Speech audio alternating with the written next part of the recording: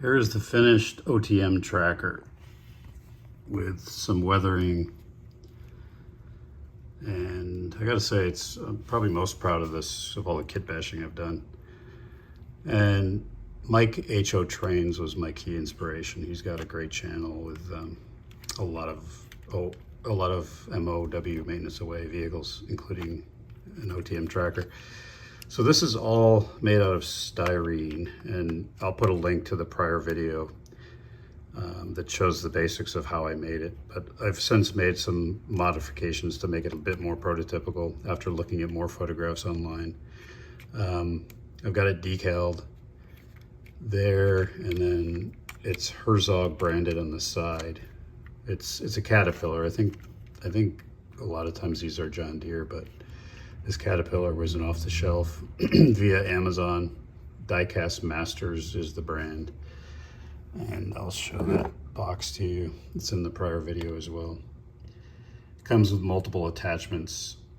It's 1/87 scale, made in China, but good quality. You probably want to add some details like some hydraulic lines. I haven't done that yet. And the claw for gripping the railroad ties is what I have on there. So I designed it so that the square styrene can slide back and forth in each of these 4 base beams, so that it gives you a little bit of wiggle room to fit it on and center it, and also move it around if the load's not balanced well. So it fits on there and it moves. The idea is these things can crawl along the gondolas. So, but I'm going to keep it pretty much in its resting position on the layout, which would be back here.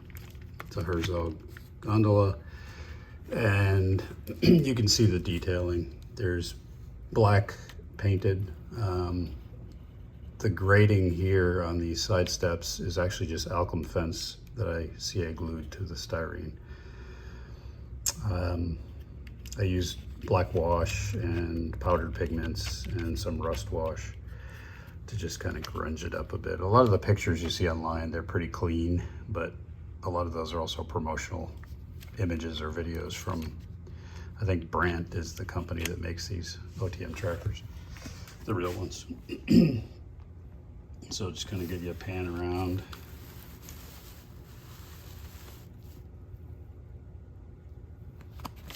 Took quite a while. I mean, these types of projects, you tend to innovate as you go, because as you get it finished, or what you think is finished, you'll take another look at the prototypes and you'll have some ideas on how to tweak some things. So let's put it on the layout and just see how it looks relative to everything else on there.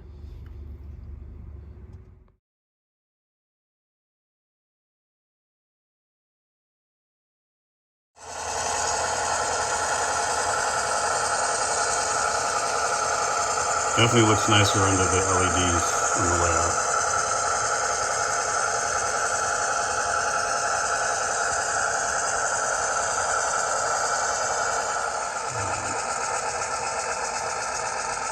Just enough weathering for my taste. Looks like it's worked a bit.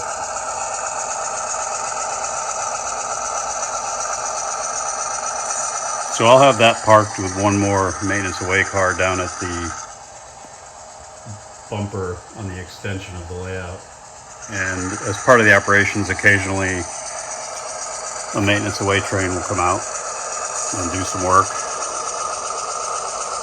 The other car will be a flat car with a ramp and a Fairmont railroad tie MOW vehicle or piece of equipment. And a couple of attachments for the excavator will go on that flat car as well. So, looks nice, something different.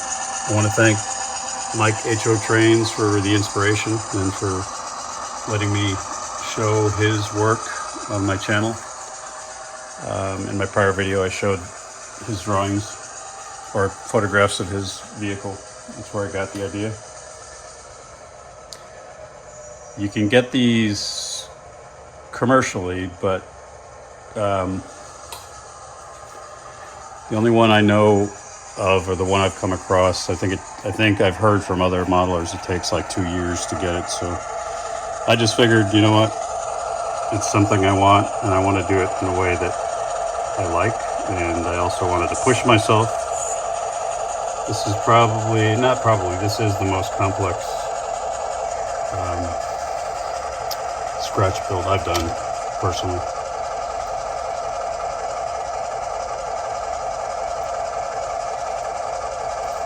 I like that I can move it.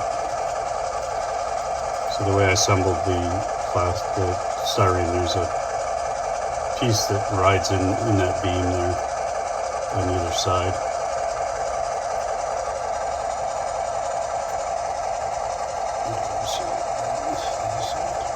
So there's an OTM tracker on the arm decal,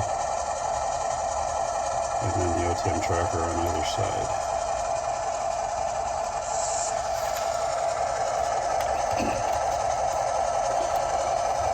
So there you have it. I hope that is useful to you. I hope it's inspirational, and I hope you like it as much as I do.